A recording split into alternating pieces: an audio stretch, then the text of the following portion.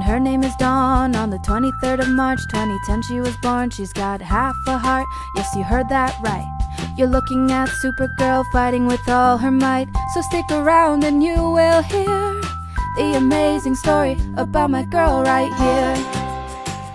Hey everybody and welcome back to Archie Adventures. If you are new here, my name is Jade-Marie and I'm the mother to almost 9-year-old Dawn-louise, who was born with hypoplastic left heart syndrome. If you didn't know already, February is Heart Month and we've been making a series of videos to raise awareness for her condition and her life with. In today's video, I want to focus on organ and blood donation. It is extremely important that this is something that people discuss. Now, the reason that organ and blood donation is so important to me is that without blood donation, Dawn-louise would not be here today. She has had many blood transfusions, as during open heart surgery, you obviously lose a lot of blood and that blood needs to be replaced. If you are an O blood type, please consider donating blood, as it can be used for literally anyone. You could save anyone's life with that blood. It is so important that we do this to help others. The way I see it is, if you're willing to take an organ donation or blood donation, you should be willing to give. So if you are, please consider it. Trust me, I spent years being needle phobic, and then last year I gave blood for the first time, and I'm so angry at myself for putting it off so long, because it really did not hurt at all. And I know that that is a thing that people say, but this is not like getting your blood drawn. It is not like having blood tests. It is so painless. You're sat there for 5 minutes tops, and honestly, I didn't feel anything. And I was actually really surprised at how painless it was. And it got to a point where I actually looked at the needle in my arm and I felt fine even with that. And that is a big step for me personally. So if you are afraid of needles, please at least try. If you can't do it, it's okay. But if you can at least try and push past that fear to help others, I would definitely appreciate it, because you never know who you might be helping. There are so many babies that end up having blood transfusions. You could literally give them a better chance at living.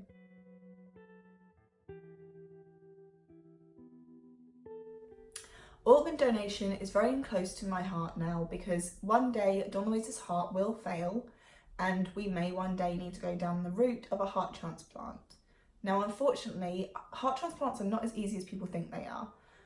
Obviously, this is not a donation you can have from a live donor. It has to be with somebody who's passed, which is really, really hard to come to terms with.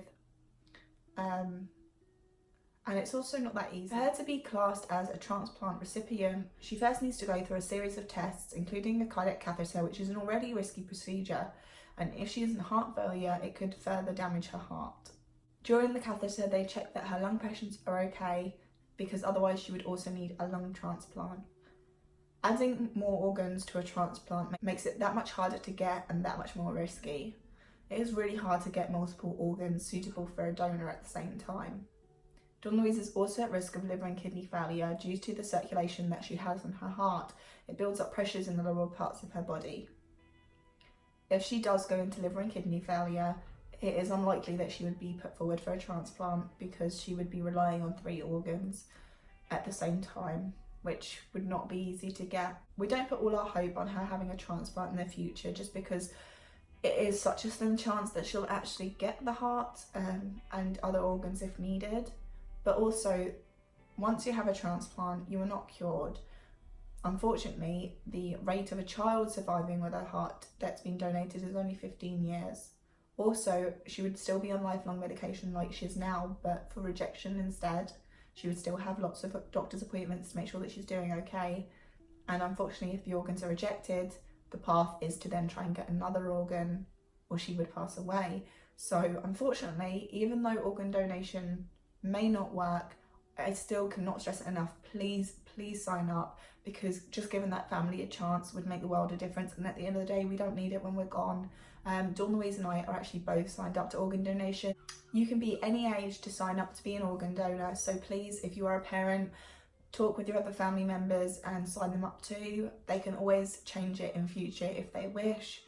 But I, for one, will not be changing Dawn-louise back myself, because if she does pass away, I do hope that through my pain of losing her, we may be able to save someone else's child, because there is no greater pain than losing a child. And I really, really, really hope that from the darkness of losing my daughter, someone else might get to keep theirs. So please talk to your families. Even if you have signed up, make sure that you talk to your families too. But unfortunately, at the moment, even if you are on the organ donor register, your family can still say no. So please stress to them the importance of organ donation and why you want to be a part of it.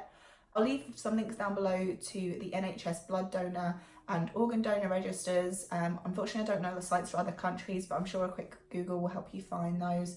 But yeah, please consider it. I cannot stress how important it is. You could literally save up to 7 lives. There are so many things that can be donated now, and if they can't be donated, you could put them forward for research, and that might help people in the future still as well. I'm hoping that they will be able to do research on Dawn-louise's heart, since her condition is still quite rare.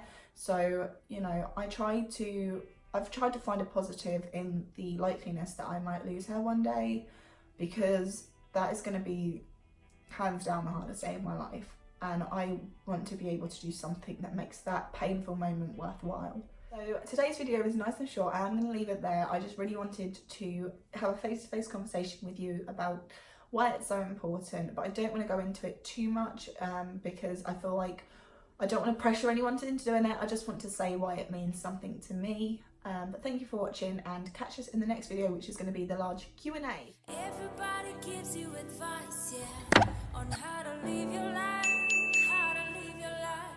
Don't you know that life is full of surprises? You better realize,